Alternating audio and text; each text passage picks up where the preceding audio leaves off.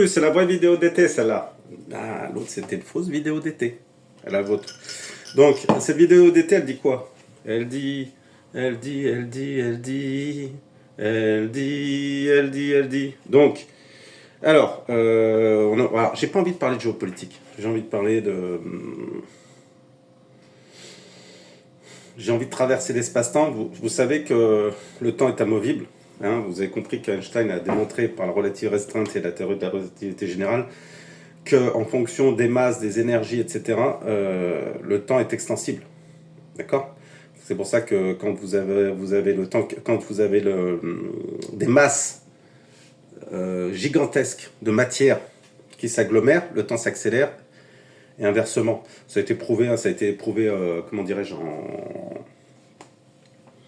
ça a été prouvé en laboratoire au CERN avec le coefficient de Lorentz et la différentielle de temps par rapport à l'horloge atomique et une horloge chronométrée par rapport à des électrons qui tournent, des électrons ou d'autres particules. Bref, tout ça pour dire quoi? Tout ça pour dire que donc vous pouvez voir les vidéos d'Aurélien Barraud, astrophysicien de grande valeur, d'une expertise incroyable et qui en plus mélange la poésie, mélange tout. C'est un grand homme. C'est des gens comme ça, voilà, c'est des gens comme ça qu'il nous faudrait à la gouvernance. Donc pourquoi je parle de ça? Parce que peut-être que l'espace-temps existe, le multivers, les choses qu'on a déjà vécues, etc. Donc quand vous voyez tout ça, quand c'est prouvé, quand vous avez des grands esprits, quand vous avez toute la philosophie, tous les grands, tout le linéaire des grands hommes, je veux dire n'importe des noms comme ça, Rimbaud, Victor Hugo, Platon, Socrate, Aristote, les cousins, Ibn al-Khaldoun, tout ça, les grands philosophes, les grands scientifiques, ils ont tous compris ça. Et là, on est gouverné par des Rahmal, des Anbaté. Et du coup, en fait, tout le cheminement, c'est de retrouver cette essence, cette intelligence qui est sous-jacente, en fait, qui est en nous, mais ça dépend si... c'est pour ça que j'avais appelé un truc jugement dernier, c'est parce qu'en fait, ça dépend si on a envie de le faire sortir ou si on n'a pas envie de le faire sortir. Si on a envie de le faire sortir, on n'a pas envie de le faire sortir, on va vers toutes les énergies négatives, ce que les gens appellent démons, shaitan, l'enfer, tout ce que vous voulez, fin du monde, tout ça. Si on a envie de les faire émerger, nécessairement, nécessairement, on va vers du meilleur, on va vers la concorde. Victor Hugo avait dit la seule intersection de tous les possibles, c'est la concorde. Il l'avait dit d'une autre manière. Je ne vais pas épiloguer. On est en été, bim. Petits yeux, c'est pour ça que je mets les lunettes. On est en été là, normal. Alors du coup, qu'est-ce que je voulais dire? Et en fait, tout le chemin. En fait, chacun pense que c'est pas de sa responsabilité. Faux. Je vais vous donner un exemple concret. Ça, ces trucs-là. Je m'en veux parce que, comment dirais-je, c'est le seul truc où à un moment donné, j'avais la possibilité de faire bien et j'ai fait mal. Et c'est pas bon parce que ça a des conséquences. En fait, j'arrive pas à trouver, je me dis putain, il faut que je mette ces trucs-là dans une déchetterie, il faut que je mette ça dans un sac spécial pour la déchetterie, c'est chelou.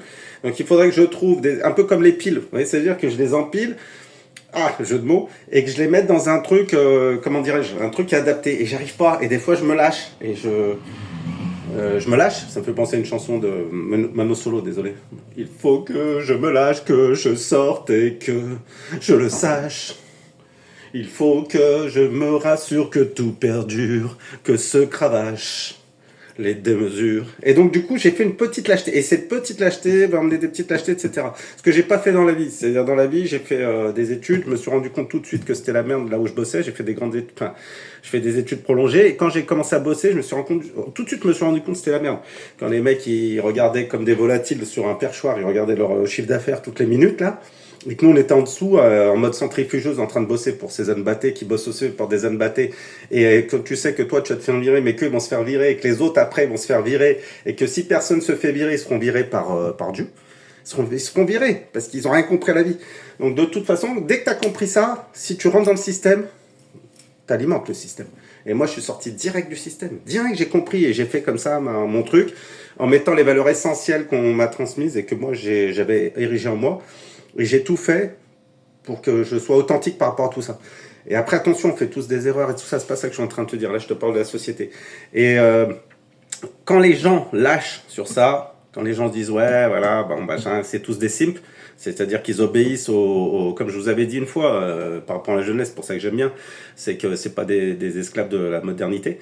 Et quand on fait tout ça par chaînon, et ben du coup et tous, les politiques, les machins, les trucs, de bas en haut. Et notamment le vecteur de tout ça, c'est l'argent. Hein, enfin, c'est pas l'argent, c'est la cupidité, voilà. Donc il n'y a pas besoin de religion, tout ça, parce que la religion, ça a détourné les messages primordiaux. Les messages primordiaux, c'est les messages de philosophes. Et ce qu'il faut retrouver, c'est cette intelligence. Cette intelligence, comment elle se retrouve? Elle se retrouve par détection. C'est quand les gens sont capables, par exemple, je te donne un exemple dans le monde professionnel, par exemple dans la politique, tout ça. Est-ce que vous avez déjà vu émerger des têtes nouvelles? Non, c'est parce que les autres sont cooptés par les autres pour garder les pouvoirs. Ben, c'est évident qu'on va dans le mur. C'est évident. C'est quand on essaiera d'ouvrir réellement à l'intelligence interstitielle, intergénérationnelle, transverse, parce que tout est dans la mixité, tout est dans la transversalité, ça se voit, ça se voit. Mais là, je donne un exemple. Quand les gens se reproduisent entre eux, etc., qu'est-ce que ça fait? Ça fait les machins, là, comment ça s'appelle, les consanguins, les machins. On va vers du moins bien, c'est triste à dire. Tandis que quand on s'ouvre, etc., on crée les ouvertures possibles, on crée la possibilité de créer un monde nouveau, en fait. Voilà. Alors après, dans une prochaine vidéo, celle-là, je sais pas, elle est pas terrible, hein, j'ai pas trop de références. Je vous donnerai toutes les solutions, notamment au niveau politique, pour tout changer. Si on veut vraiment, si tout le monde s'agglomère, si on rentre tous dans une démarche de révolution, non pas de révolution, ça veut rien dire, de révolution, parce que je rappelle que ceux qui font les révolutions, les drapeaux jaunes, les gilets verts, les émeutes, les machins, ils sont exactement à l'endroit d'où les gens veulent qu'ils soient. C'est pour qu'ils soient une caricature d'eux-mêmes qu'on les met là. Donc ça alimente après les télés, les machins, tout ça, et que tout le monde reste dans un mode de fonctionnement et de pensée qui est le même, qui est conforme, uniforme et complètement débile, parce qu'il ne génère pas justement cette ouverture de l'intelligence, etc. Ok, petite vidéo d'été, j'en ferai plus, rassurez-vous, parce que je relance un peu tout le truc. Petits yeux quand même.